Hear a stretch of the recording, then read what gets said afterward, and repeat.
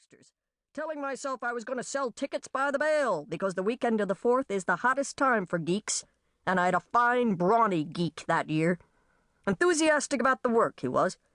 So I'm hosing away, feeling very comfortable and proud of myself, when up trips your mama, looking like angel food, and tells me my geek has done a flit in the night, folded his rags, as you might say, and hailed a taxi for the airport. He leaves a note claiming his pop is very sick, and he, the geek, must retire from the pit and take his fangs home to Philadelphia to run the family bank. Brokerage, dear, corrects Mama. And with your mama, Miss Hinchcliffe, standing there like 3 scoops of vanilla, I can't even cuss. What am I going to do?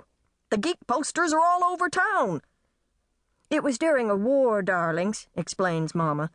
I forget which one, precisely. Your father had difficulty getting help at that time, or he never would have hired me, even to make costumes, as inexperienced as I was. So I'm standing there, fuddled from breathing Miss Hinchcliffe's midnight marzipan perfume and cross-eyed with figuring. I couldn't climb into the pit myself because I was doing 20 jobs already. I couldn't ask Horst the Catman, because he was a vegetarian to begin with, and his dentures would disintegrate the first time he hit a chicken neck anyhow. Suddenly your mama pops up for all the world like she was offering me sherry and biscuits. "I'll do it, Mr. Binewski," she says, and I just about sent a present to my laundryman. Mama smiled sweetly into her sewing and nodded. I was anxious to prove myself useful to the show. I'd been with Binewskis Fabulon only 2 weeks at the time, and I felt very keenly that I was on trial. So I says, interrupts Papa, "But, miss, what about your teeth?" Meaning she might break 'em or chip 'em, and she smiles wide, just like she's smiling now, and says, "They're sharp enough, I think."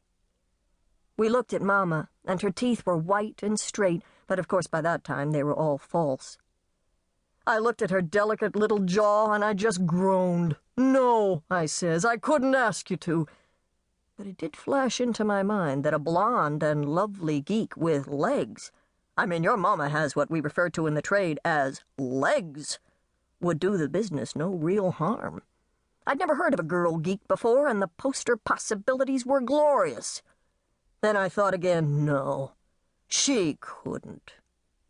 What your papa didn't know was that I'd watched the geek several times, and of course I'd often helped Minna, our cook at home, when she slaughtered a fowl for the table. I had him. He had no choice but to give me a try. Oh, but I was scared spitless when her first show came up that afternoon. Scared she'd be disgusted and go home to Boston. Scared she'd flub the deal and have the crowd screaming for their money back. Scared she'd get hurt. A chicken could scratch her or peck an eye out quick as a blink. I was quite nervous myself, nodded Mama. The crowd was good. A hot Saturday that was, and the 4th of July was the Sunday. I was running like a geeked bird the whole day myself, and just had time to duck behind the pit for 1 second before I stood up front to lead in the mugs. There she was, like a butterfly. I wore tatters, really. White, because it shows the blood so well, even in the dark of the pit. But such artful tatters, such low-necked, slit-to-the-thigh, silky tatters.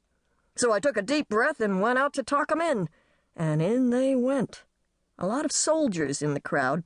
I was still selling tickets when the cheers and whistles started inside, and the whooping and stomping on those old wood bleachers drew even more people. I finally grabbed a popcorn kid to sell tickets and went inside to see for myself.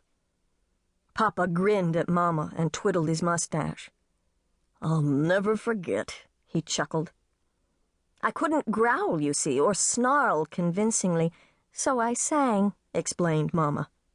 Happy little German songs in a high, thin voice. Franz Schubert, my dears. She fluttered around like a dainty bird, and when she caught those ugly, squawking hens, you couldn't believe she'd actually do anything.